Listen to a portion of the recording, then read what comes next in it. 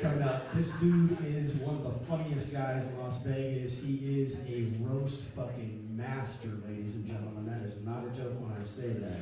So let's make some goddamn noise for Bobby Wayne Styles. Come on.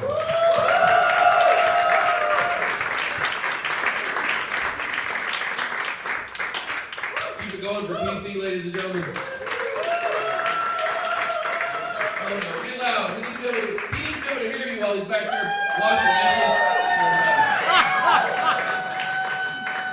How y'all feeling tonight? Right on. I feel like a lot of y'all are staring at me trying to figure out what the fuck your mechanic's doing here right now. Definitely got that vibe. You guys sounded like you was having fun. You see me just clapping your hands. But I got up here and you was like, shit, this is going to be expensive. I don't even know what a cabin air filter is, but I need it. Apparently, rats do live. Hey, I like to gauge who I'm messing around with, and I want to see how dirty-minded you guys are. Real quick, clap your hands. Round of applause. Clap your hands if you have never been in an orgy. Clap your hands if you've never been in an orgy. That's what it sounds like, you bunch of losers on a try sometime.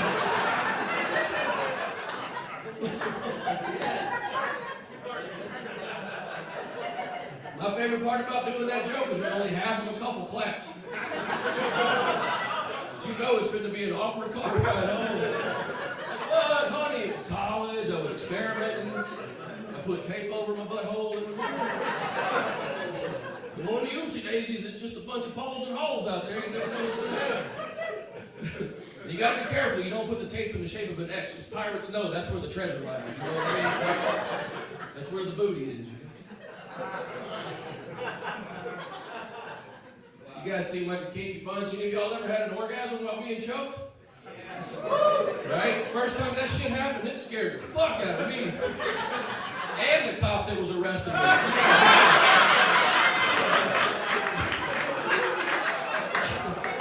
He was like, get in the car. I was like, yes, daddy. I mean, officer.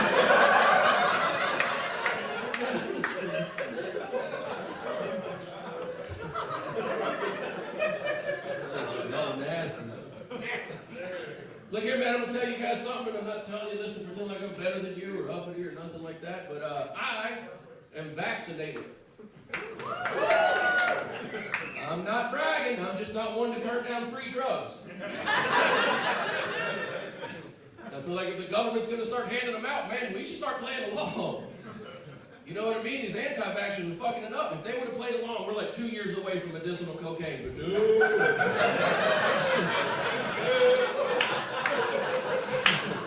I don't trust my government. I don't either.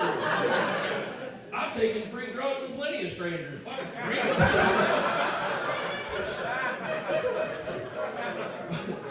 Just because it's a stranger that I have to pay taxes to, I actually feel like I'm getting a return. You know what I mean?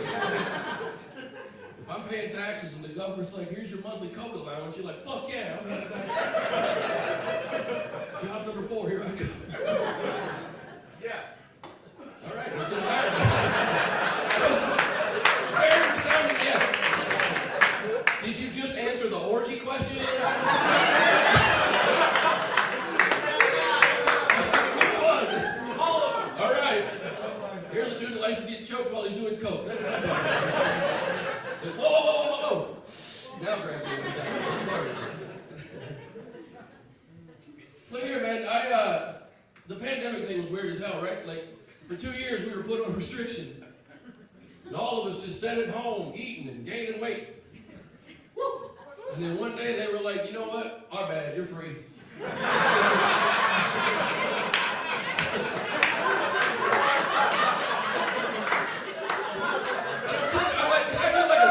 Can we get like a 6-month trial period? Because I got a lot of clothes that don't fit me. And I'm not ready to integrate with society with my belly hanging out. You know what I mean? One thing I did during the pandemic was I watched entirely too much television. And I watched the worst possible television ever. I watched reality television, which is the lowest low. I found myself watching TV shows that made me feel better about my life. Right? One of them was a show called My 600-Pound Life. Boy, I would sit there and judge them.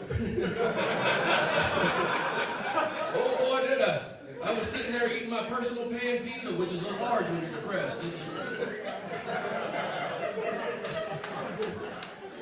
And I'm watching these big some bitches, I'm like, ha, he's got to go to the hospital on a record. And then as I sat on my couch, I wiped the sweat off my forehead. Another show I love to watch is a TV show called Intervention. If you're not familiar with Intervention, let me set it up for you. The premise is this right here. Okay, one person is having entirely too much fun.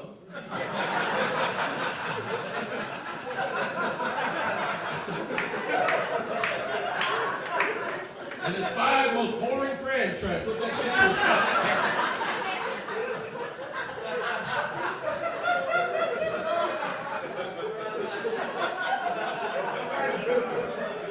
And look, I'll be honest, I watched this show because I feel like I got a little bit of a drug problem.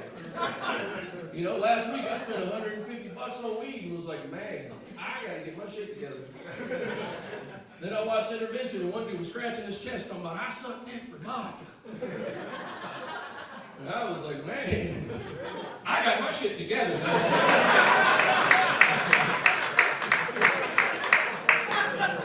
Turns out I've been doing addiction all wrong. I could have saved myself $150. But they're paying for it like a sucker.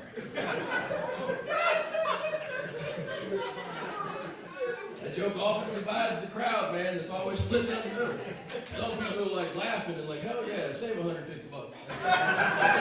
Then I feel like some people are concerned, like I'm undervaluing my mouth. You know what I mean? Wow, that's a 4-figure set of lips you got right there, buddy. I don't know to sell it. Let's see what's hiding under that beard. Another show I watched entirely too much of was a show called Naked and Afraid. You don't know what the premise of Naked and Afraid is? It says right here. They take 2 complete strangers, strip them down, butthole naked, and then drop them off in the wilderness to survive for 21 days. And they give them each one tool. Like, sir, what one tool would you bring with you? A saw. A circular saw, a jigsaw, a handsaw, the movie saw. Like, you really want to narrow it down for me? You can cut a tree down. Technically, you could do that with the DVD, sir. It depends on the circumference of the tree and your patience. You've got 21 days. Don't waste it. What about you, sir? You seem like a survivor. You've got some camouflage on. What one tool would you bring with you? Knife. A knife. Right, that way if your asshole partner brings some saw you can't fucking use, you can stab him. With it. I think about this all the time because I really want to be on the show, y'all. I'm from Mississippi, and I made it to Weedlow in Boy Scouts. I think I can do it. I think about what tool I would bring. A knife is a good suggestion. I think I'd bring a pot so I can boil water. Hell, I'd even bring a bug net. Keeps the bugs off of you, and you can go fishing. That's genius, right? I think about it all the time. I'm also really scared to be on the show because I'm worried that for the first time in the history of cable television, they're going to have to blur out a man's titties because I'm too fat.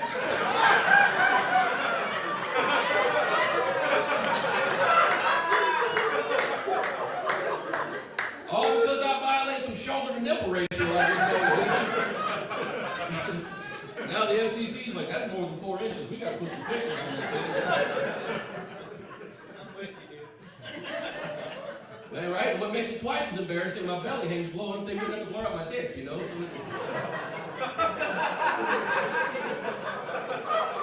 I think the one tool I would bring would be a t-shirt. I think that's a good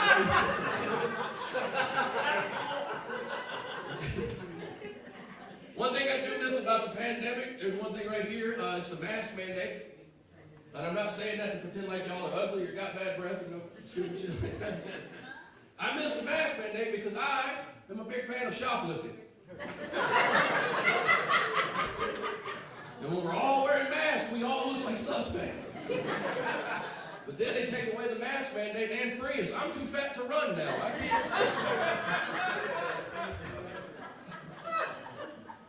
Look here, man. I'm going to tell you guys the same thing I told my children. You never, ever steal from the little guy. Walmart can fucking get it. Do not give a shit about the Walton family whatsoever. The richest on the planet. I'm supposed to feel bad about stealing from them? No. For multiple reasons. One, they pushed out every mom and pop shop in their neighborhood. Strike one, fuck. Strike number two, for decades, They have underpaid their employees to the point where they earn a poverty wage and have to apply for government benefits subsidized by the money that comes out of your pocket. If you don't steal from Walmart, you're not a patriot.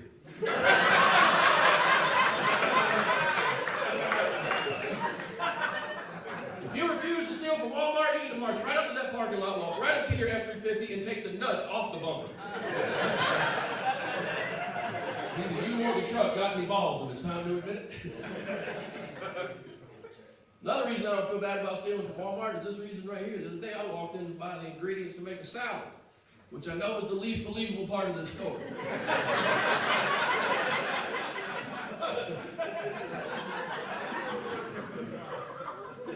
And on the way out, I passed through some magical portal where I turned from customer to employee. And they didn't even have the courtesy to give me an employee discount button. It pissed me off. I went back the next day, got myself a TV, rang it up with bananas. And they were organic bananas. I have a conscience, you know what I mean?